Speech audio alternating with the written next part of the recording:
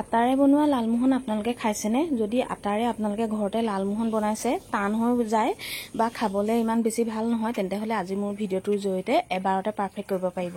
তেন্তে হ'লে বলকচোন আজি মোৰ ভিডিঅ'টোৰ মাজলৈ কেনেধৰণেনো মই আটাৰ লালমোহন বনালোঁ আপোনালোকৰ আগত শ্বেয়াৰ কৰোঁ। নমস্কাৰ বন্ধু বান্ধৱীসকল, মই পিংকি আপোনালোক সকলোকে পুনৰবাৰ স্বাগতম জনাইছোঁ আমাৰ চেনেলৰ নতুন এটা ভিডিঅ'ৰ মাজলৈ। আশা কৰোঁ আপোনালোক বহুত বেছি ভালে আছে। ভিডিঅ'টোৰ আৰম্ভণিতে আপোনালোকে দেখিলে মই আজি বনাম বুলি ভাবিছোঁ আটাৰ লালমোহন। এই আটাৰ লালমোহন ইমানেই টেষ্টি হয়, ইমানেই কোমল হয়, আপোনালোকে হোটেলৰ লালমোহন পাহৰি যাব, মানে ইমান বেছি ভাল হয়। সেই ভাবিলোঁ আজি আপোনালোকৰ আগত শ্বেয়াৰ কৰিলোঁ। এইফালে মই আটা আধা বাতি লৈছোঁ আৰু সেই সমপৰিমাণে আধা বাতি মই পাউডাৰ গাখীৰ লৈছোঁ। লগতে একদম চামুচখনেৰে এচিকুট লৈছোঁ বেকিং চ'ডা আৰু 2 চামুচ গৰু ঘি লৈছোঁ। এইকেইটা কিন্তু সামগ্ৰী দিব, নহ'লে কিন্তু লালমোহনটো ভাল নহ'ব। চ'ডাটো দিবই, কিন্তু চ'ডাটো বহুত বেছি দিলে আকৌ ফাটি যাব। সেইকাৰণে চামুচখনৰ চুকটোৱে এচিকুট মানহে দিব মানে। তাৰপিছত সকলোখিনি মিলি যোৱাকৈ এতিয়া সানি লৈছোঁ। এইটো সনাটো মেইন হয়, সকলোখিনি খুব ধুনীয়াকৈ সানি ল'ব। তাৰপিছত মই এয়া আমুল গাখীৰ লৈছোঁ লিকুইডটো, সেই তাৰ লিকুইডে অলপ অলপ দি পেলাই সানি লৈছোঁ। গোটেইখিনি একেলগতে দি নিদিব আকৌ, কাৰণ কেলৈ ডোটো যিহেতু কনচিষ্টেঞ্চিটো মেইনটেইন কৰিব লাগিব ডোটো, মানে তেতিয়াহে এই মানে আটাৰ লালমোহনটো খুব ধুনীয়া হ'ব, কোমল হ'ব খাবলৈ। এতিয়া মই গাখীৰে মুঠি মুঠি দিছেনে, ইমানটো পৰ্যায়ত কোমল কৰিব লাগিব, মানে তেতিয়াহে আটাৰ লালমোহনটো খুব ধুনীয়া হ'ব। মানে আমি লাডুটো চুলে হাতত লাগি অহাকৈ যিটো আমি লাডু যে বনাওঁ তেনেকুৱাকৈ বনাব লাগিব, তেতিয়াহে মানে আটাৰ এই লালমোহনটো খুব ধুনীয়া কোমল হ'ব। এতিয়া মই মাত্ৰ 5 মিনিটমানৰ কাৰণে ঢাকি ৰাখিম। চেনি চিৰাপটো বনোৱা সময়কণ আৰু তাৰপিছত আপোনালোকে লগালগো বনাব পাৰে, কোনো কথা নাই।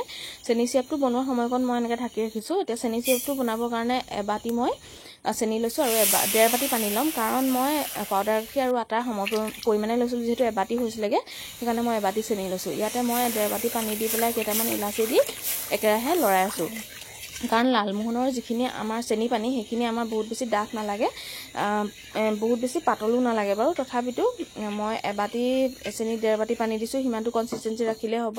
তাৰপিছত এতিয়া মই পানীখিনিৰ লগত চেনিখিনি খুব ধুনীয়াকৈ মিলি গ'ল আৰু এটা উতল আহিছে। এইটো সময়তে মই নমাই থৈ দিম, কাৰণ আমি ইয়াত এডাল তাৰ বা 2ডাল তাৰ নকৰোঁ, বহুত বেছি ডাঠ নকৰোঁ। এনেকুৱা পৰ্যায়ত ৰাখিলেই লালমোহনৰ চেনি পানীখিনি ৰেডি হৈ যাব। এতিয়া সেইখিনি চেনি পানীখিনি হৈ যোৱাৰ পিছত এতিয়া মই এই লাডুটো এটা শ্বেপ দি যাম, আৰু যিটো আপোনালোকে ঘূৰণীয়াও কৰিব পাৰে বা দীঘলীয়াও কৰিব পাৰে লালমোহনটো, সেইটো আপোনালোকৰ ওপৰত কথা। মই অকণমান দীঘলীয়াকৈ ভাল পাওঁ, সেইকাৰণে মই অকণমান দীঘলীয়াকৈ কৰি লৈছোঁ। হাতত অকণমান ঘিউ সানি লৈছোঁ, কিয় জানেনে? হাতত যদি অকণমান ঘিউ সানি লোৱা হয়, তেতিয়াহ'লে যিহেতু আমি আটাৰ লাডুটো খুব কোমলকৈ বনাইছিলোঁ, সেইকাৰণে হাতত লাগি নধৰে, মানে সেইকাৰণে অকণমান ঘিউ বা তেল সানি ল'ব। ঘিউ সানি ল'লে বেছি ভাল হ'ব, ইয়াৰ ফ্লেভাৰটো বেছি ভাল হ'ব। এতিয়া মই অকণমান লাডু লৈছোঁ, কাৰণ মই চ'ডা দিছোঁ, ফুলিয়ে যাব। এয়া লৈছোঁ, এয়া ঘূৰণীয়াকৈ প্ৰথমতে কৰি লৈছোঁ, তাৰপিছত এয়া মই দীঘলীয়া কৰি দিছোঁ। মই লালমোহনটো এই ধৰণে দীঘলীয়াকৈ দিলে বেছি ভাল পাওঁ, আপোনালোকে ঘূৰণীয়াকৈও দিব পাৰে, সেইটো আপোনালোকৰ ওপৰত কথা। শ্বেপটো আপোনালোকে নিজৰ মতে দিলেই হৈ যাব। কিন্তু এই ধৰণে এইটো মানে এইখিনি সামগ্ৰীত বা এইটো কনচিষ্টেঞ্চিত মেইনটেইন কৰি যদি আপোনালোকে এই লালমোহনকেইটা বনায়, তেতিয়াহ'লে আপোনালোকে নিজেই গম নাপাব এইকেইটা ঘৰত বনাইছে। আপোনালোকে এবাৰ ঘৰতে ট্ৰাই কৰিলে নিশ্চয় গম পাব। কিন্তু যিটো আপোনালোকে লাডুটো বনাব আটাৰ, সেই লাডুটো কিন্তু কোমল কৰিব লাগিব। এইবাৰ পূজাত আলহী আহিলে এই ধৰণে আপোনালোকে বনাই পেলাই খুৱাবচোন, খুব বেছি ভাল পাব। কাৰণ আলহী দুলহী আহিলে নিজৰ হাতেৰে বনোৱা কিবা এটা খুৱাবলৈ মন যায়, নহয়নে বাৰু? এই ধৰণে যদি আপোনালোকে এই মিঠাইটো বনাই পেলাই খুৱাই, আলহীয়েও গম নাপাব যে এইকেইটা আপোনালোকে ঘৰতে বনাইছে। ইমান বেছি ভাল হয় মানে। আৰু এই লাডুটো বনাওঁতে মানে এই যিটো শ্বেপ দিব আপোনালোকে লালমোহনৰ, সেই শ্বেপটো দিওঁতে যাতে এটা কথা মন কৰিব, যাতে মানে গাটোত কোনো ধৰণৰ ফাটি নাযায় বা ফাট নাথাকে, তেতিয়াহ'লে মানে কি হ'ব, তেলত দিয়াৰ লগে লগে ফাটি যাব। সেইকাৰণে খুব ধুনীয়া মিহি কৰিব, তেতিয়া লালমোহনকেইটা দেখিবলৈও ভাল হ'ব আৰু লগতে খাবলৈও ভাল লাগিব আপোনালোকৰ। এতিয়া মই এটাকৈ সেই ধৰণে মই বনাই গৈছোঁ, দেখিছেনে? মাজত অকণমানো ফাট নাই, সেইধৰণে বনাইছোঁ। আৰু মোৰ 13-14টামান লালমোহন হ'ল বাৰু, এই আধা বাতি আটা আৰু আধা বাতি পাউডাৰ গাখীৰে।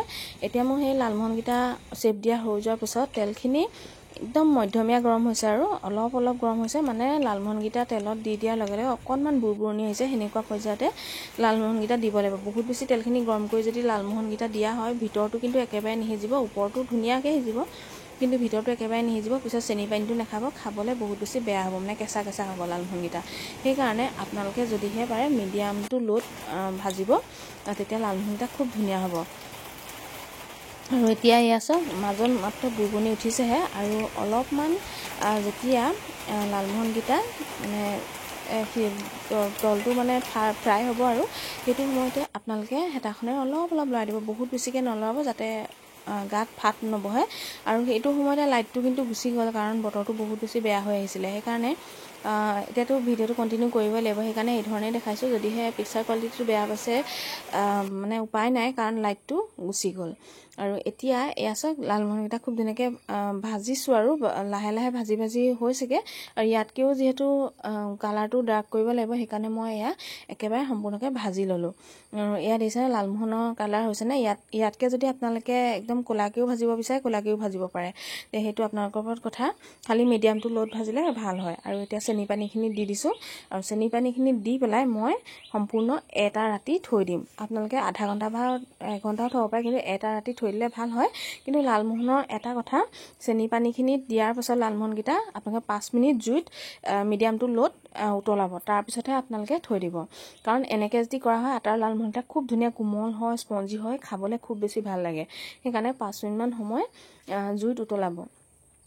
বহুতে এইটো নেদেখায় চিক্ৰেট টিপছ, কিন্তু মই আপোনালোকক দেখাই দিছোঁ। আপোনালোকে এই ধৰণে 5 মিনিটমান উতলাব, তাৰপিছত লালমোহনকেইটা ৰাতিটো থৈ দিব। আৰু এইফালে চাওক ৰাতিটো মই লালমোহনকেইটা থৈ দিলোঁ, খুব ধুনীয়াকৈ চেনি পানীখিনি শুহি ল'লে। আৰু এটা মই আপোনালোকক ভাঙি দেখাই দিছোঁ।